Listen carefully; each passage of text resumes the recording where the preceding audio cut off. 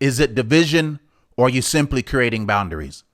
If you can't tell the difference, then you may be at the mercy of manipulation laying down at its whipping post. Family, this year 2020, has been hard for so many people and for so many reasons. I believe, as cheesy as this may sound, that 2020 truly gave people 2020 vision. They have seen themselves the way they have never seen themselves before. They have seen other people through different lens and different light. I believe the year 2020 has gave you vision. So in 2021, you can walk in clarity. You see, when you're driving in your vehicle, driving in your car, your truck, or your mode of transportation, there's a windshield. You can see through that windshield. But when the rain comes or the blizzard hits or the thunder shakes and you lose your visibility or bugs get on your windshield, it's not affecting your vision. It's affecting your clarity. And sometimes you got to learn how to use the windshields of life to make sure that you are erasing what is impeding your clarity. And in this place, this year, you have seen people through a different light. You have saw yourself through a different light, and you realize that maybe things are not as healthy in you or around you as there should be.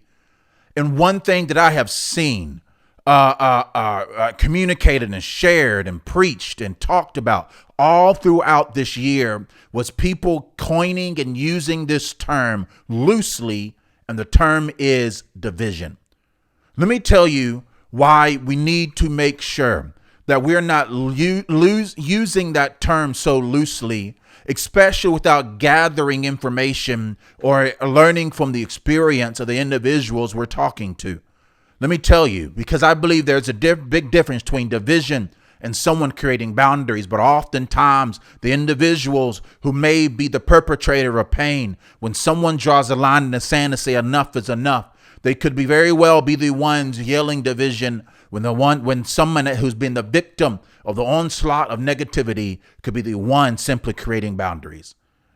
Is it division for an abusive spouse, for someone who is abused by their spouse, to draw a line in the sand and say, no, enough is enough?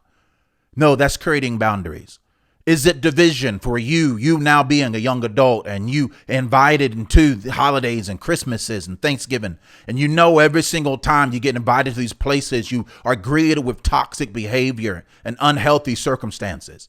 Is it division that you choose not to go, or you choose to limit your time, or is that you simply creating boundaries? I believe that this year is important for us to grab a hold to and make sure that we are deciphering and we are seeing this season correctly, because I believe there's boundaries that needs to be drawn. I can tell you for a fact that I've had to draw clear boundaries. And I wonder, some I wonder and some I know that others may be accusing it as division. There's simply things I can't unsee. There's conversations I can't unhear. There's Facebook messages I can't unread. That totally has marked me this year, that it gave me clarity to see not only other people, but myself. When all this is blew up this year in the areas of racism and social justice. Family, this has been, as a black man, this has been a cry that I've having for such a long time, for there to be a place of conversation where people can talk about, people of color, minorities, black and brown communities can talk about openly what is really going on, instead of being greeted with the same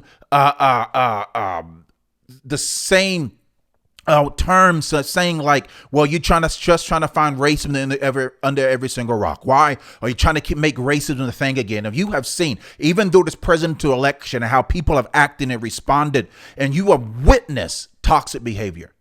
I have witnessed and heard and seen individuals talk about black and brown people and minorities. I've seen individuals talk about white people and the things that you simply can't unhear. So let me tell you this. Is it division when someone makes up in their mind that they refuse to be used?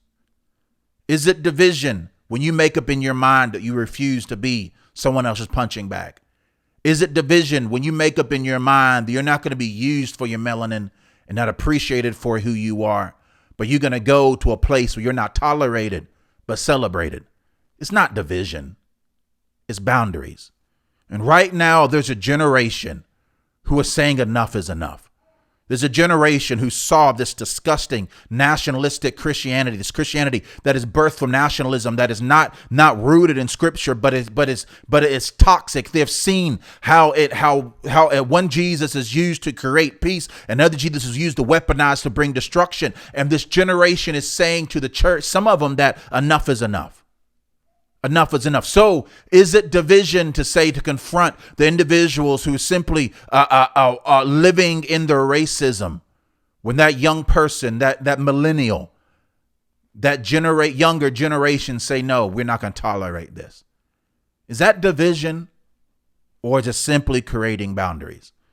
And I understand this conversation I'm having with you can leave a whole open-ended conversation, because I don't know the details of your life. I don't know the motives of your situation. I don't know anything, but I do know that it is very important that we give attention to not use that word division so loosely. Why? Because then we will look at the individual saying that what they're doing is wrong and what they believe is wrong and what they say is wrong. And we never take a moment to invite them to sit at our table, or even pull up a seat at their table and say, hey, tell me your story. Why do you believe what you believe?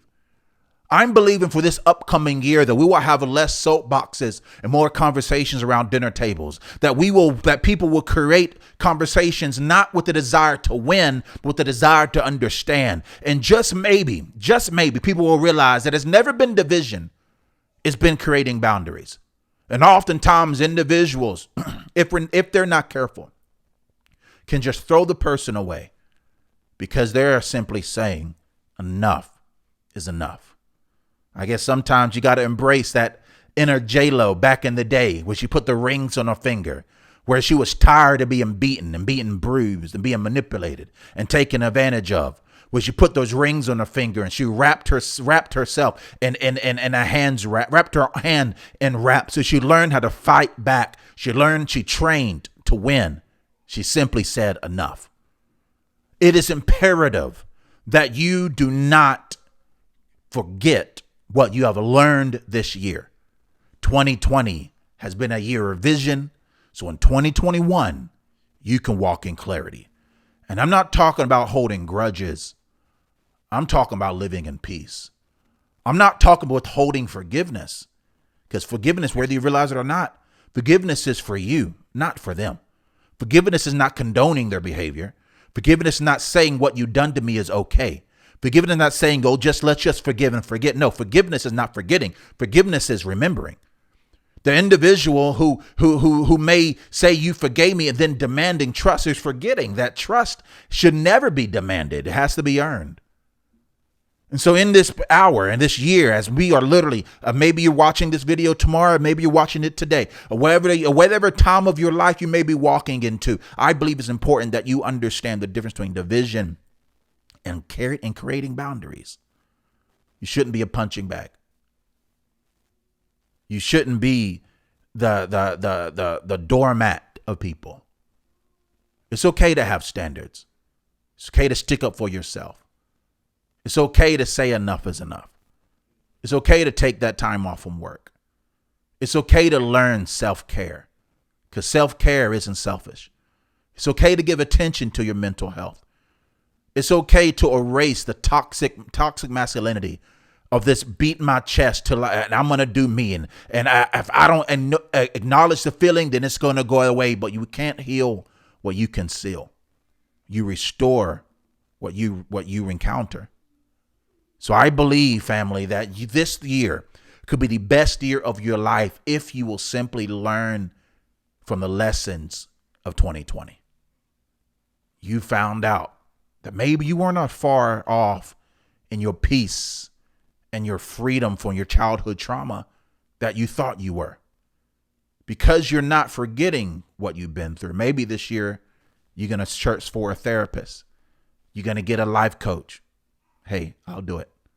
Maybe you're going to sign up for a psychologist. And maybe you're going to get the help maybe you're actually going to start that hobby. Maybe these aspirations and dreams that you have. Family, this is your moment. This is your hour. This is your time to do it. This is your year. But it's going to require you to create some boundaries. Never, ever beg to sit at a table.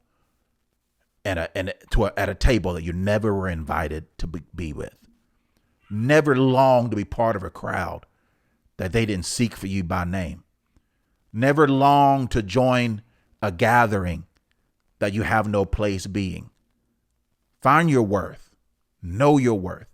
Because it's far better to be celebrated than to be tolerated. And this year, we have seen people through a different light.